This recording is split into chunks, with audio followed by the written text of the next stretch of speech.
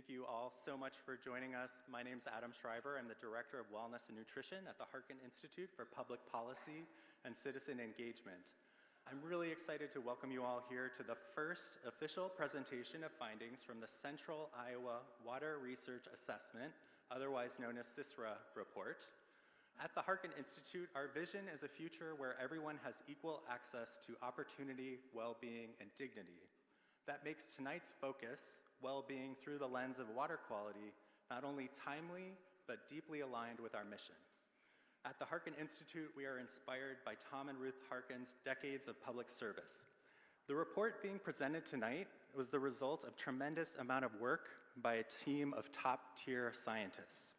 It was a huge investment from Polk County, and as is evident from the crowd here tonight, it looks to be an investment that strongly reflects the concerns of citizens in central Iowa and around the state. I've been amazed at the enthusiastic response we've gotten since we announced this event just a few weeks ago, but as someone who follows the news closely, I also understand it. We are, of course, on the tail end of a lawn watering ban that occurred because the incredible, best in the world nitrate removal system in Des Moines Waterworks was struggling to keep up with the amount of nitrates in our water. But even beyond the issue of drinking water, there's been a steady drumbeat of news reminding us about water quality issues in Iowa. Weekly warnings to not swim in certain lakes, rivers, and streams. Last week, there was an announcement of a settlement for one of the biggest fish kills in the state's history. And of course, we can't ignore the fact that Iowa has been ranked #2 in cancer for 3 years in a row and is one of the only states where the cancer rate is increasing rather than decreasing.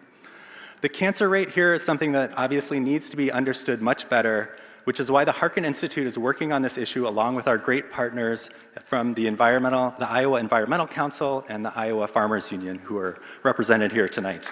Thank you. But even though, as we will soon see, we are facing a number of serious challenges, I also hope that we see tonight in a positive light as the continuation of an important democratic tradition. It's a tradition that I took for granted growing up in Iowa, but which now seems more and more important every passing day. The tradition I'm speaking of is the tradition of believing that the public is entitled to the best objective, factual information currently available, even if those facts contain bad news or are uncomfortable for certain groups. When Polk County decided 2 years ago to give a mandate to scientists to just pursue the facts, they were a part of this important tradition. When the scientists put in thousands of hours of work to figure out what the numbers said and how best to communicate to the public, they were carrying out this tradition. When Drake University decided to host this event in conjunction with the Harkin Institute and Polk County, they were carrying on this tradition, just as they do every day as a vital educational institution. And finally, by showing up in this room tonight, you are carrying on this tradition as well. So thank you. So I just want to thank the tremendous number of people involved in making this event possible, and I want to thank all of you for continuing to believe that our public policy needs to be shaped by the best information available and by an informed public. After all, as the event title says, it is our water and our future that we're fighting for. And we need to ensure that the interests of everyone affected are taken into consideration when we decide how we will face these challenges. Okay, so I would now like to invite our panelists up to the stage, and I will introduce them as they come up. So, Dr. Elliot Anderson from University of Iowa is a research scientist affiliated with IIHR and the Iowa Geological Survey at the University of Iowa. Before obtaining his PhD at the University of Iowa, he worked as a professionally licensed water resources engineer in Chicago. His current role explores various topics related to water transport and water quality in Iowa. Dr. Claire Ruby, on the end there, joined Drake University's Department of Environmental Science and Sustainability in 2023 after 20 years working for Iowa's DNR. She worked on a number of projects ranging from PFAS assessment in drinking water, mapping of livestock operations, manure on frozen ground rules, hydrogeologic evaluations in karst, pathogen assessment at public beaches, and ambient groundwater monitoring. Dr. Ruby and her students are currently working in multiple watersheds around the state to identify sources of fecal pollution, evaluate risks, and target solutions. Dr. Gerald Schnorr, second from the, I guess, your right, is an emeritus professor in the departments of Civil and Environmental Engineering and Occupational and Environmental Health at the University of Iowa. Dr. Schnorr has served as a principal and co-principal investigator of projects funded by the National Science Foundation, the National Institute of Environmental Health Services, and the U.S. Environmental Protection Agency. Dr. Schnorr's research interests include environmental modeling, water sustainability, and climate change.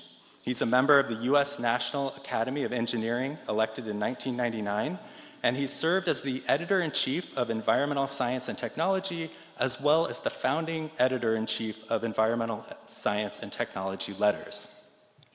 And our last panelist, Dr. Larry Weber, who's closest to me, he serves as the director of the University of Iowa's Hydroscience and Engineering Program, IIHR, which is the nation's oldest academic research program focused on hydraulics, hydrology, and fluid mechanics. He was also the co-founder of the Iowa Flood Center, formed in 2009 as the nation's only state-funded center focused on flood mapping, flood mitigation, and flood science research. In 2013, Dr. Weber co-founded the Iowa Nutrient Research Center, the nation's only academic center focused on developing specific understanding for the reduction of non-point source agricultural nutrient runoff. Okay, and last but definitely not least, I would like to welcome to the stage Jennifer Terry, who is the program director for the CISWRA project. Yeah, give it up for Jennifer. She's an alum of the University of Iowa College of Law. She's an Iowa native, raised on a dairy farm in north central Iowa, where she developed a passion for protecting Iowa's land and water. And since graduating from law school, she's been an advocate for policies and partnerships that restore and protect Iowa's watersheds. And prior to this monumental project, she served as the executive director of the Iowa Environmental Council and as the external affairs manager at Des Moines Waterworks. And with that, I will pass the microphone to Jennifer to begin the presentation. So thank you all. Wow, I'm blown away. Thank you all for being here tonight. Thank you to the Harkin Institute for hosting this event. So, an important question. What's in the water? How many times have you heard that question around here? How many times have you asked that question? Or another one, I wonder if the fish I catch is safe to eat. Or I wonder if there's a way to keep my backyard from eroding into the stream banks behind us. Or even more seriously, I wonder if Central Iowa Waterworks is going to have enough clean water and enough water to serve a growing metropolitan area. So the Polk County in 2023 decided to commission the most comprehensive analysis of our two vital rivers that flow into the metro, the Des Moines and the Raccoon River watersheds, in order to answer those sorts of questions. So when I joined the county in 2023, the first order of business was to build a team of scientific experts, and you already have been introduced to 4 of those. We wanted the A team. We wanted to get an unimpeachable group of scientists who are experts in hydrology, microbiology, chemistry, statistical modeling, and ecology, and we got the A team. So for the next 2 years, we held weekly meetings, monthly meetings, in-person, virtual meetings. They collected a multitude of scientific data sets. They analyzed those, they discussed them at great length, and then they published a report about their findings. But not only did they do that, they took the time to formulate suggested action steps that we can each do locally and we can do regionally in the watershed, and the state of Iowa can do as well to help clean up and restore and preserve our 2 important rivers. So after hundreds of meetings and 4,400 hours of work, the scientists have published, and I'm behind on my slides. Those are the 2 watersheds we studied, by the way. So that's our list of scientists, and after all of those thousands of hours of research and discussion, we published 3 documents. We published a 200-plus page scientific assessment of the findings. We published occurrence of change summary report and an executive summary. And I can't be more proud of that work, and I can't be more pleased with that work. And I'm very grateful to the scientists for all the work that they committed to this. So thank you. So the science speaks for itself, but these people are here tonight to help tell that story. So thank you again for caring about water, and thank you for being here tonight. Next up. As it was introduced, I'm Larry Weber, Director of the IHR Hydroscience and Engineering Program and also the Director of the Iowa Flood Center. And I'm here to talk about river flow and water quantity. As most of you know, river flow is defined as the stream flow measured at any given point at any given time along the stream. And of the total rainfall that lands in Iowa, about 70% of the water goes back up into the atmosphere as evapotranspiration. The remaining 30% either runs directly as surface water runoff to our streams, infiltrates into our soils, and comes back to the stream as base flow, or in the heavily tile-drained agricultural row crop land of Iowa flows through tile drainage back to the streams. River flow is vitally important to understanding the water quality and natural resources of the Des Moines and Raccoon rivers. The quantity of flow absolutely affects the quality as it comes into the Des Moines. That's a vital aspect of all of the water cycle and the hydrologic cycle and water processes throughout the two watersheds. The water is monitored throughout the CISWRA watersheds by 24 U.S. Geological Survey stream gauges. The USGS is the gold standard in water quantity monitoring for our nation. We also have an additional 20 Iowa Flood Center stream level gauges throughout the watershed to help measure river flow throughout the watershed. Some of these gauges have been in existence and operating for over 100 years, so it gives us a very long record in terms of the water quantity and the changes in the stream flow throughout the history of the watershed. The rivers are heavily influenced by climate change and land use change throughout the watershed. We've seen statistical increases in the rainfall within the watershed, rising about 20% from 30 inches annually to 36 inches annually over the study period. And the seasonal patterns also affect our water quantity, with most of our heaviest rainfall happening in the spring and early summer months. The hydrologic peak of flooding in Iowa is June, and so from May, June, and July is when we see most of our flooding. And with climate change, we see the intensification of rainfall continuing. The most recent National Climate Assessment Report has indicated for our region that we could expect to see a 10% increase in the 5% rainiest days by 2050, and a 20% increase in that same 5% rainiest days by 2100. So to put that into context, we could expect a 5-inch rain to become 5.5 inches by 2050 and to become 6 inches by 2100. With our soils being able to accept about 2 inches of infiltration on a 24-hour period, we'll see about a 33% increase in runoff, with that 6-inch rain producing 4 inches of runoff compared to the 5-inch rain producing 3 inches of runoff today. So intensification of rainfall will lead to greater runoff and greater flooding. You can also see in the graph on the lower right-hand corner that the CISWRA watersheds relative to Iowa have a very large percentage, around 80% of the land use in that area is row crop. And so it's a heavily row cropped area within the watershed. And the land areas and the population within the two rivers and the watershed in total are shown here as well. In general, we've seen an increase in the flow over the past several decades. Most notably, the low flows show a statistically significant increase by about 200% in the increase in our base flow or low flow. That's predominantly attributed to the intensification of tile drainage throughout the watershed. Those low flows are coming up as the tiles continue to drain our lands throughout the summer, even after our rainfall has stopped. Our average flows have also increased about 100%, and that is also statistically significant. And so we see a base level average flow in the Des Moines and Raccoon rivers increasing as well. And then lastly, our high flows, although the increase is still minor and not statistically significant, with the changing climate, we do expect to see that continuing to increase. Climate scientists have projected for our region of the country that we will see extended dry periods that get broken by intense rain. And that was no more evident than it was last year, when a 3-year drought throughout Iowa was broken by intense rain up in northwest Iowa, impacting Spencer, Rock Valley, Rock Rapids, and so many of those small communities. As I've shared throughout this last year, the rainfall happening where it did, there was no physically or scientific reason where it did happen there. It could have just as easily been 100 miles to the east or southeast, and if so, we would be recovering from a much different event having impacted the city of Des Moines. So with that, I'll turn it over to Dr. Anderson. Great, thank you, Larry. Well, the next major topic that we covered within the CISWRA report was focused on ecological health and river life. So anytime we talk about ecological health, we're really getting at the well-being of the plants and animals that form the communities that are in our water bodies. And this is a very important topic because ultimately the health of these creatures impacts the health of all of us and society. Our lives are better when the ecological communities in our water are better. There's a key word that we often like to use when talking about ecological health, and that's resilience. So anytime a water body is ecologically healthy, it naturally boosts that water body's resilience, meaning that it can handle a lot more pollution, contamination, or man-made disruption. So ecological health goes a long way for both improving the lives of the creatures that live within our watersheds and also everyone that's around them.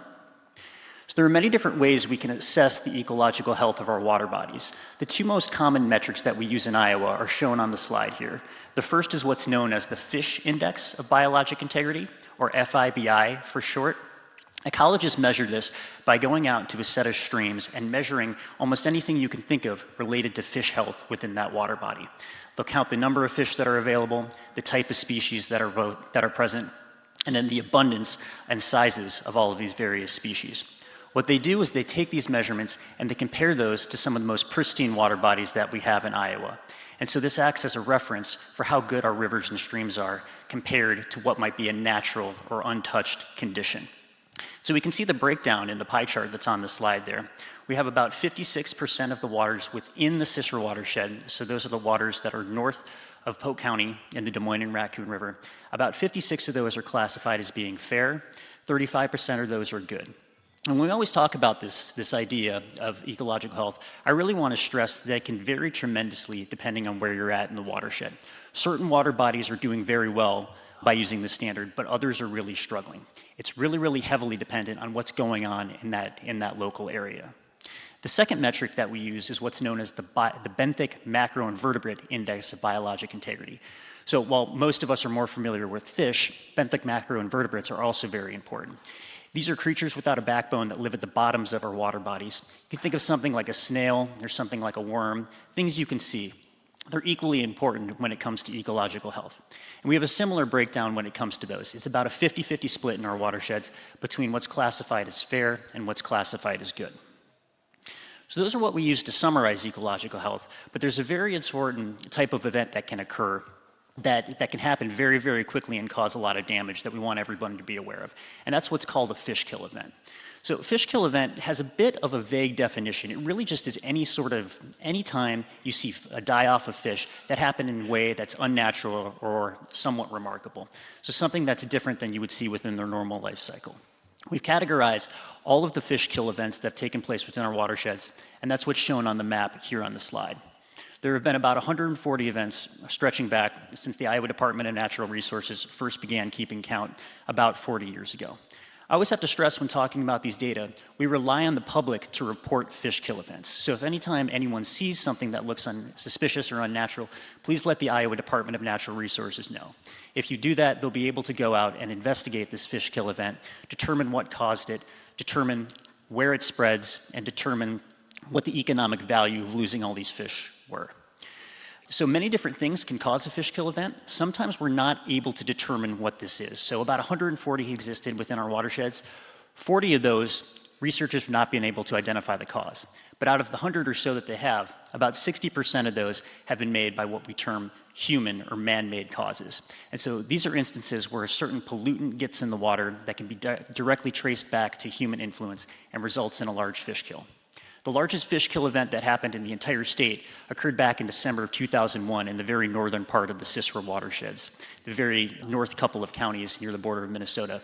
Here, a pipeline carrying ammonia spilled, and it resulted in the death of over 1 million fish in a fish kill event that spread over 50 miles long. Not all fish kill events are nearly that catastrophic. Some result in only a handful of fish dying. One other thing you might notice about the map, if you look down at Polk County, it looks like there are more fish kill events that are located in this part of the watershed than up in the northern parts of this basin. That might be due to the fact that we have more pollutants down here that result in the death of these fish, but it also might be due to the fact that there are just more people in the southern part of the watershed. There are more eyes on the ground who are able to spot some of those smaller events that may pass by unnoticed if there's not as many people around in the more rural parts of the county. And finally, the last major point we'd like to make when it comes to ecological health is that the areas surrounding the rivers and streams are especially important. Often we refer to these as riparian environments or riparian corridors. Protecting these environments has a number of benefits. First and foremost, this is the most surefire way to improve the ecological health of a local water body. If you allow for natural vegetation to exist in the areas around a river, you help increase the health of the fish and the aquatic organisms that live there. The second major benefit that this provides is that it can trap pollutants. So it can prevent contaminants that would otherwise be running into the stream. It can uptake them, hold on to them for a while, and generally make the waters cleaner. But it also has another very important factor, and that's that rivers naturally erode. So anytime you have a river, and you can see this by the aerial imagery that we've included on the slide, this is over at the confluence of 4 Mile Creek and Little 4 Mile Creek, which is located in the southeastern portion of Des Moines. We can see that this river has shifted a bunch just within the 7-year difference that's shown on the slides here. And so the areas that are in red are specific locations where a lot of deposition and a lot of erosion has occurred. This can be a huge problem if we have property that butts up right against where that erosion is taking place. So if there was a house or a store at the bottom portion of this map here where that erosion is taking place, they would be in a lot of trouble. And this has happened quite a bit within the watersheds within urban streams that are backing right up against streams that are meandering.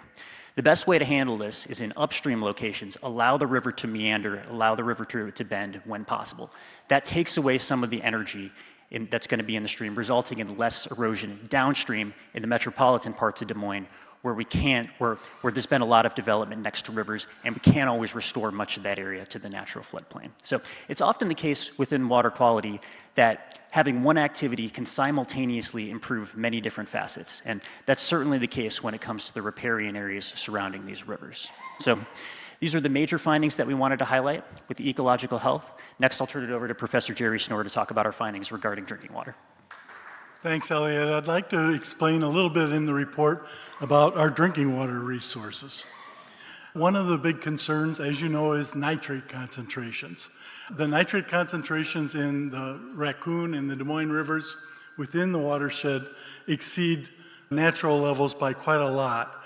If you look at it's excluded here, but the plot on the left shows that the average concentrations of nitrate in recent decades, 1988 and so on, is about 6.1 milligrams per liter of nitrate in the Des Moines River.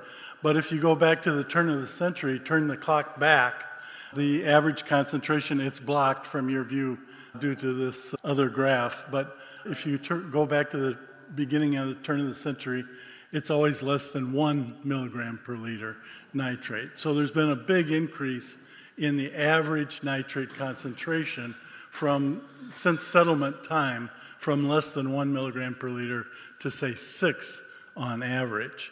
And looking at the map on the right-hand side, you can see that major rivers that were recently surveyed in the United States, including ours in the Raccoon and Des Moines, have quite high concentrations of nitrate, 6 to 8 milligrams per liter, or even more than 8 milligrams per liter, as shown by the inset on the left-hand side of the slide, which came up too early. But at any rate, this is out of more than 2,000 rivers recently surveyed. We're in somewhere around the top 1% of all rivers in the United States for nitrate concentrations, a very dubious distinction. Nitrate is a big burden for the Des Moines Waterworks as well, because the treatment there is expensive and it's complicated. Looking at the graph on the right, you can see since 2014 for the Raccoon River, all the concentrations which exceeded the EPA standard for drinking water of 10 milligrams per liter nitrogen. 1 year, as known to you very recently, 2025, reached 18 milligrams per liter in the Raccoon. And that necessitates treatment by the Des Moines Waterworks. Now, quite unusual this year, but it has happened before. Not only was the Raccoon River above 10 milligrams per liter, but the other water sources that Des Moines depends on, including the Des Moines River and the pipe gallery, which underlies the rivers, they were all greater than 10 milligrams per liter. When everything that you have as a resource is greater than the EPA standard for drinking water, you're in trouble. The only thing left is to try to remove it, and that's what DMWW does very well, but they can't remove the entire, they don't have the capacity to remove the entire flow. And that's why the lawn watering ban had to be put into place, so that only a fraction of the total flow that goes out to customers is able to be treated. And they did so successfully and treated it below the 10 milligram per liter standard.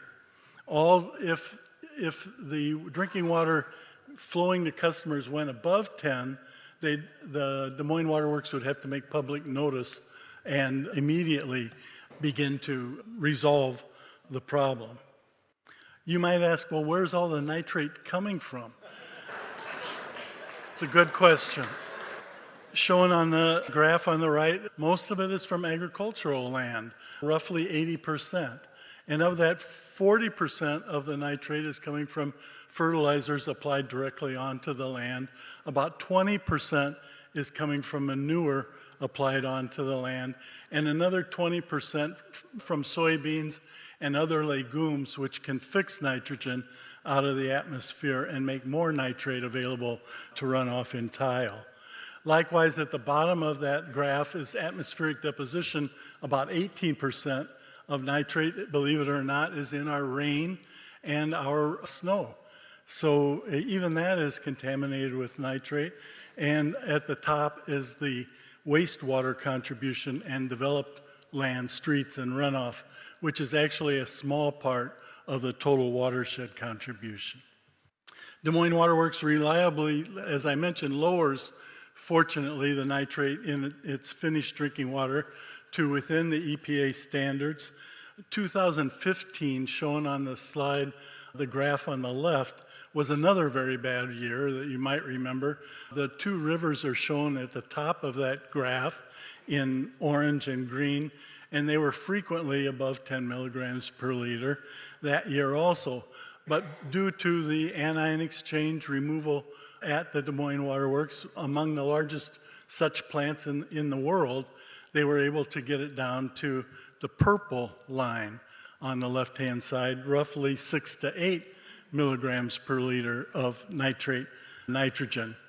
Well, we shouldn't take too much comfort in that, however, because even at 6 to 8 milligrams per liter going out to the customers, that's still quite a high concentration.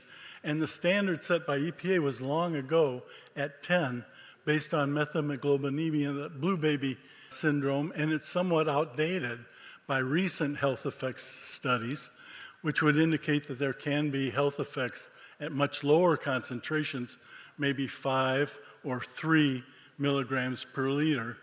The concentrations that we are drinking, shown on the right-hand graph, that's the average concentration actually going out from the plant, let's say between 2 and 8 milligrams per liter. Now, these health effects that aren't a part of the standard, at least not as of yet, they include colorectal cancer, breast cancer, bladder cancer, birth defects like neural tube defects. So we shouldn't take too much. The standards could change in the future, and the recent health effects would indicate that perhaps it should be even more stringent than the 10 milligrams per liter that it is right now. We have other problems. As you know, harmful algal blooms, blue-green algae, can create toxins in our water bodies, and does. And these toxins include 4, which the Des Moines Water Works measures on a regular basis. The most famous one is microcystin.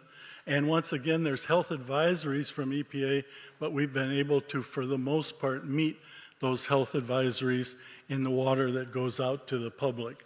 That's because they have been managed to blend the waters, avoid the concentrations where they know that they're highest, and also a small amount is removed in the softening and the filtration process. But we do have these toxins that were also a big concern. Pesticides are another problem. The big 3 for us are shown on the left-hand slide. left-hand part of the slide, it's glyphosate, that's Roundup, acetochlor, and atrazine. There's standards for 2 of those, and we've been able to once again meet those standards in finished drinking water. But the problem is that Iowa, shown on the map on the right, is at the epicenter of all the pesticide applications in the country due to being at the center of the Corn Belt in the nation. And so therefore, after the pesticides are applied, if we get a rainfall quite right after that, there are concentrations in the source water that have to be contended with and treated. You might wonder, well, with all this mixture of chemicals coming into our drinking water plants, what are the health effects of all of them together? And the truth is, we really don't know what the health effects of that is. Other contaminants are also included. Water treatment challenges include natural sources of ammonia and organic carbon, which when you chlorinate that for disinfection, the last step in the treatment process, it forms harmful disinfection byproducts, some of which are regulated by EPA, and we meet those standards, but some of which are not regulated and may even be more toxic than the ones that are regulated. Another one that has been in the news a lot is in the slide PFAS, so-called perfluoroalkyl substances. More than 14,000 of these are known to exist in the environment. About 6 of them are regulated. 2 of them have very low concentrations because they're so toxic at about 4 parts per trillion by EPA. A part per trillion is so low, for example, an analogy would be if we had 6 inches, that's equivalent, 1 part per trillion is equivalent to 6 inches on the way to the sun, 93 million miles away. We can measure that. And what's more, it might even have health effects at that kind of concentration. That's really what we're up against. In addition to PFAS chemicals, we have pharmaceuticals, drugs, personal care products from our soaps and shampoos, which are also a part of this milieu, this mixture of chemicals below any health regulations that are set, but the mixture of which we really don't know what the health effects are.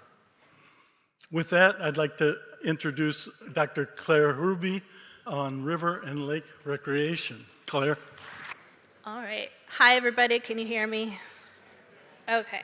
Welcome to Drake. My team was the recreation team.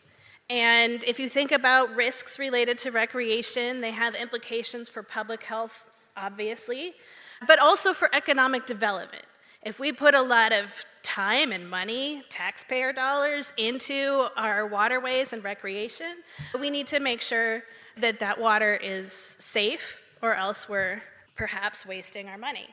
So the first thing, and I violated all of the rules of a professor. There are way too many words on this slide.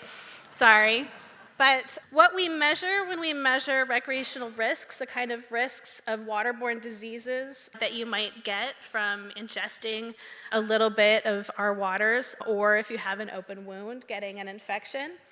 In order to understand that risk, we can now start to measure directly for pathogens themselves, the different organisms that make us sick. But historically, the best indicator we've had are a group of organisms called E. coli, right? The thing about E. coli is that it's a huge group of organisms, and not all of them make us sick, but a subset of E. coli do. But we're measuring the whole family, right? But we're using them as indicators. So research, the standards that we use to say whether a beach is safe for recreating or a stream was based on studies that correlated those bacteria numbers to illnesses, right, of swimmers. Our standard at our beaches, this magic number, 235 colony-forming units, or MPN per 100 mil, means that our risk is 36 illnesses per 1,000 swimming events. Okay, that's what the statistics related. So that means if you go in water that's higher than those levels, your risk is increased. It doesn't mean you're going to die. It means your risk of infectious disease is higher. And if there's no warning sign posted at the beach, that means your risk is lower, but it doesn't guarantee you're safe. And one of the things that we noticed working through all of these different data sets is that we can't tell where we are unless we have monitoring, right? Monitoring is really important. We can't see trends, we can't see hotspots if we don't have monitoring in lots of locations. The map you have here has lots of little dots, and probably from far away you can't tell the squares, which are our beaches, from the circles, which are our rivers. But these are locations that are regularly monitored by either the Army Corps of Engineers or the DNR. Polk County Conservation also does snapshot monitoring. There are other data available. Iowa State does some monitoring. But we wanted to highlight these just because we wanted a consistent data set. What we see is that E. coli in our streams is overall much higher than at our beaches, and that there are certain areas where the water exceeds the standard as much as 60 to 80% of the time. Okay. We have done some interesting, recently, there are studies of genetic testing on some of these waters that help us to identify the source of the fecal material, right? And what we're finding in the urban area is that we have some work to do on our human waste infrastructure. We're seeing quite a bit of human DNA in our waters in Polk County. That's different upstream, right? We get a different mixture upstream. But if anybody thinks there's only one source of bacteria in our waters, that's not correct. We also see trends. We see trends higher levels after a rain, right? So maybe that means you wait a day or two after a big rainstorm before you get in the stream or beach. But that's not necessarily the only time that there's high risk. Some of our streams at very low flows show high risk. That means that, again, there's probably an undiluted direct discharge of some sort, a waste that's going into our stream, and the risk can be high at those times too. So again, it takes monitoring to really understand the dynamics in our system. There's a lot of resources out there, right? So if you're going to go to a beach, there's weekly monitoring. Our river systems are not monitored weekly, right? So it's a little bit Wild West, but you can get informed, look at existing maps, look at this 200-page report, read all of it, it's great, and get informed about where your higher risks are located. Okay, so if you were unfortunate enough to get a serious infection from an exposure in our recreational waters, that could be made much, much worse if that infection is antibiotic resistant, right?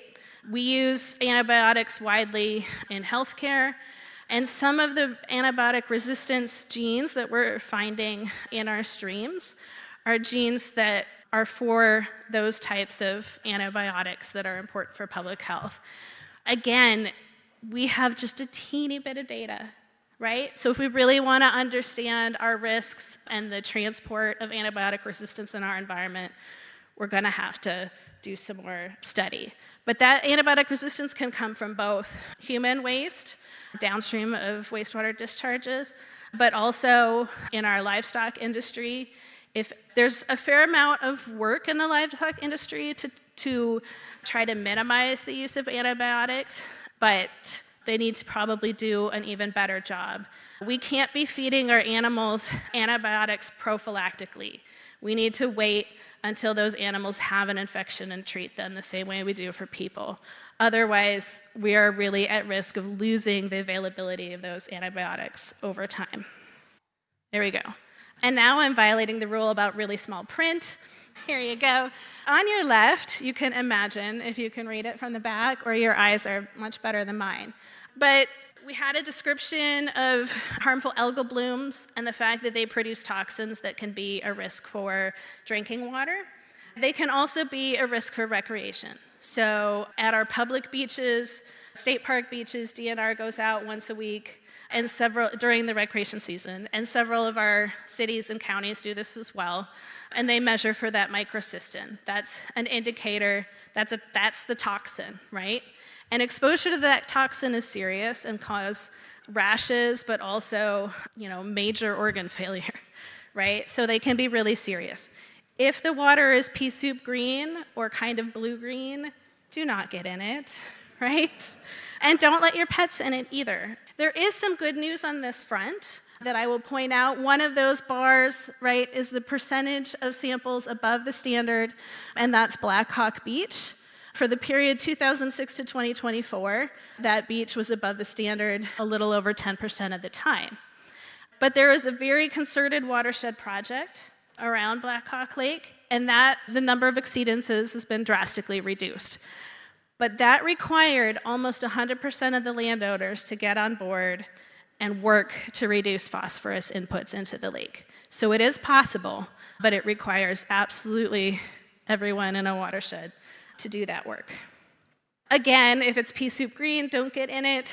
But if you do, and this report is personal to me, I get in the water, I like to recreate, I get my kid out, and I drink the water too.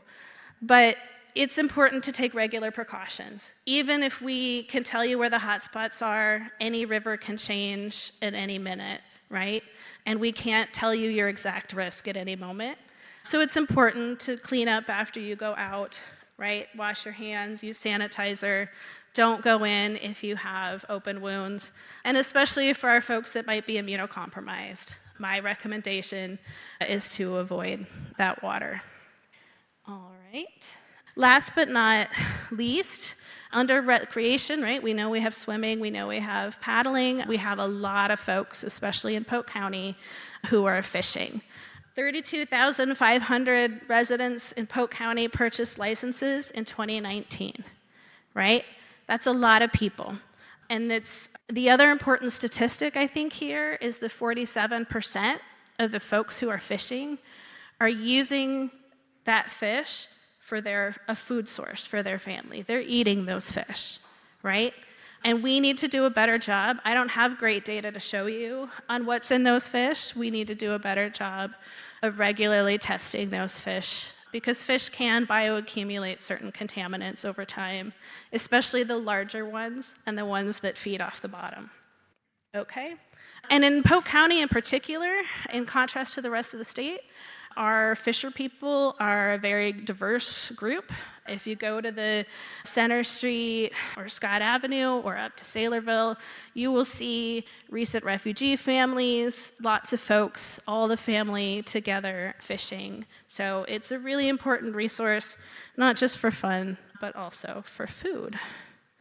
And with that, I will pass the baton over to Dr. Anderson to talk about my favorite subject, manure. Well, thanks, Claire. So we wanted to wrap up by talking about a topic that really impacts every chapter of this report that we've discussed so far, and that is Claire's favorite topic of manure. So manure is a byproduct of the livestock industry that we have in the States. Iowa is one of the leaders in livestock. We raise a ton of hogs, a ton of cattle, and a ton of chicken, and anytime you have those animals, they produce a lot of manure. This has become a big area of concern over the last 20 years or so because of two major trends that we see with the livestock industry. One is that the hog industry has really taken off. At around the turn of the millennium, we had about 15 million hogs within the state. Present day, that number is closer to 25 million. At the same time, we've also seen a consolidation in the farms that we have within Iowa. There are much fewer hog producers now than they had back in the day. 20, 30 years ago, it was common for many smaller farms to have several hogs out grazing around in their pasture area, have a small collection. But now we have many more concentrated animal feeding operations that pack these hogs into closer, more confined spaces. Those two trends result in the chart that I've got shown over here on the left, where back in 1997, in our watersheds, there were about 1,000 hogs per operation. That has skyrocketed over the last 25 years. Now there are over 6,000 hogs per operation within the CISWRA watersheds. And this makes storing manure properly and safely much more difficult. It's a lot easier to take care of this substance when it's more spread out, but every time you have all these animals packed together, it becomes much more easy to spill these contaminants and have them get into the water in unforeseen ways. So we've done some calculations and tried to identify which parts of the states would be most at risk, and that's what's shown in the map there on my right. having all this manure can be a benefit in certain circumstances. If you have crops that can absorb the nutrients that are produced within this manure, that can be okay. But in many parts of the state, we just have too much manure and not enough crop ground to apply it on. And that's what's shown in the map there. We've color-coded these by that ratio, and the darkest watersheds that are shown are watersheds that have more manure than they can reasonably apply to their crop ground. So theoretically, these are the areas that are most susceptible to manure contamination. I mentioned hogs as the primary source of manure, and we can actually get a little more granular and break down the sources that we have within the watersheds of the Des Moines and Raccoon River. Hogs make up the majority. About 75% of the nitrogen and phosphorus in our manure comes from hogs. Cattle are also a non-trivial source, and there's an extra consideration that we have to have when it comes to cattle, because many of them do roam around and end up in rivers and streams. Anytime you have cattle entering a stream, inevitably you have cattle manure that also ends up in that stream. And that manure is actually much more toxic and dangerous than manure that's been stored underneath a concentrated animal feeding operation. Very, very big numbers when we're talking about manure, and that's what we have shown on the slides. We're talking about an average annual amount of nitrogen of just over 300 million pounds produced in the Des Moines and Raccoon River watersheds. When it comes to phosphorus, it's about 55 million pounds produced every year by the livestock that exist upstream. Because these are really big numbers, we've come up with a few ways when talking about nutrients that we think are helpful for people to visualize them. So if we take all the nutrients that pass through the confluence of the Des Moines and the Raccoon River south of town here, we see about 20% of those, as Jerry mentioned before, come straight from the manure that's applied upstream. The nitrogen amount that we're dealing with is something like 50,000 tons going through these rivers on any given year. A useful way to think about that, I think we're all familiar with the anhydrous ammonia tanks that apply fertilizer. Common sight that you'll see anytime you're driving around Iowa. So this amount of nitrogen that we have is the equivalent of 70 of those tanks passing through the Des Moines River every day. And that also has a big economic burden to it. Those nutrients would be much better spent as fertilizer applied to crops that are actually helping our plants grow and producing food that feed people. That's the equivalent of $43 million in fertilizer that's washing through our streams each year. For phosphorus, it's a similar story. The unit here that we used were trucks that you might picture driving into a construction site, if you picture a truck holding a bunch of gravel. We get about one of those every hour going through the Des Moines River, and that has a fertilizer equivalency of $7 million a year. So it really is this double-edged sword when it comes to nutrients. They're both a pollutant, but also a wasted resource within our water bodies here. Finally, I mentioned that manure has many different impacts, not limited to just nutrients. The nutrients from those can trigger the harmful algal blooms that Claire and Jerry talked about. They also can be a breeding ground for different types of pathogens and results in a lot of harmful bacteria and viruses that can make people sick. Many drugs are also used in the manure process in the livestock industry, so they can become a breeding ground for antibiotic resistance, and many pharmaceuticals can end up in our water.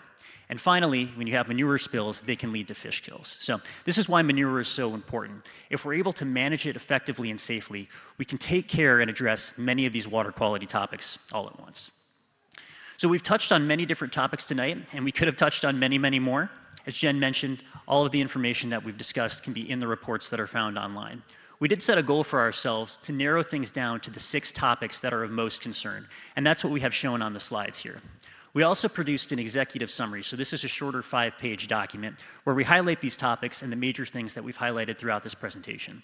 I would really encourage people that are new to the issue of water quality in Iowa to start here to get a general sense for which issues are the most important and get some of the background details that are most relevant when talking about this topic.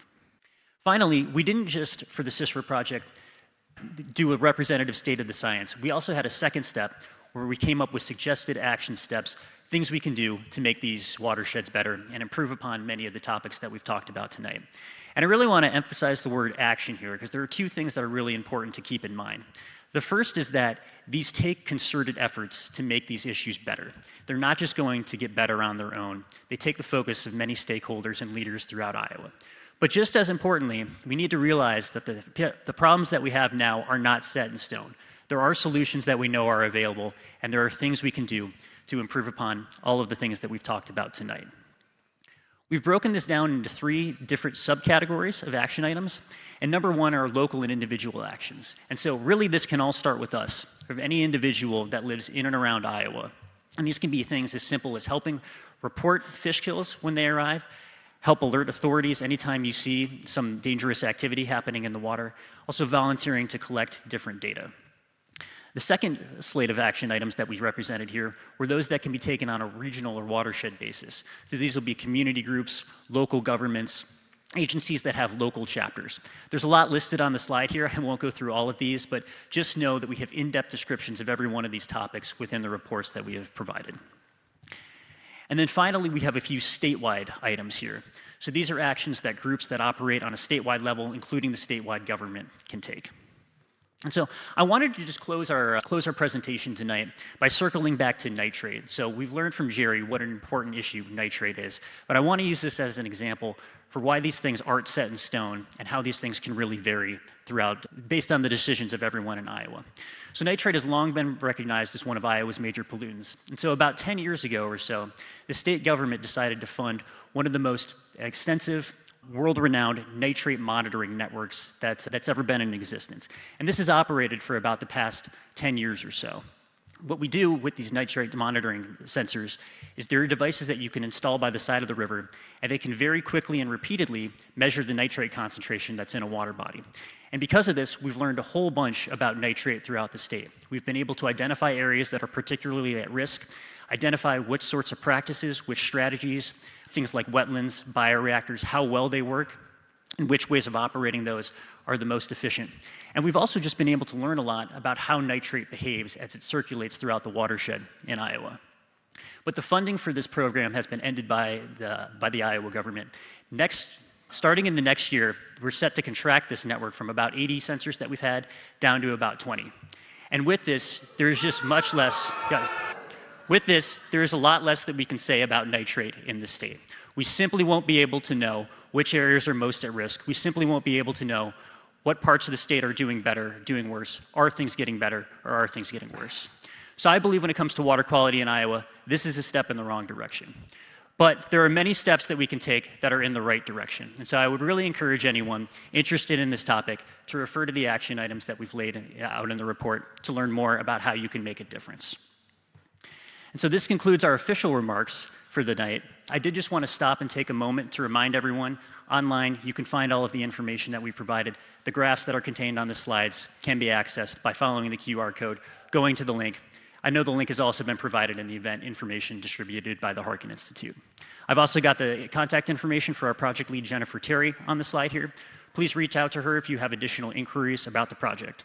And then finally, I just wanted to express the gratitude, both for myself and my fellow presenters. Thank you for the Harkin Institute for allowing us to speak and share the findings, for all the hard work that we've put in on this project.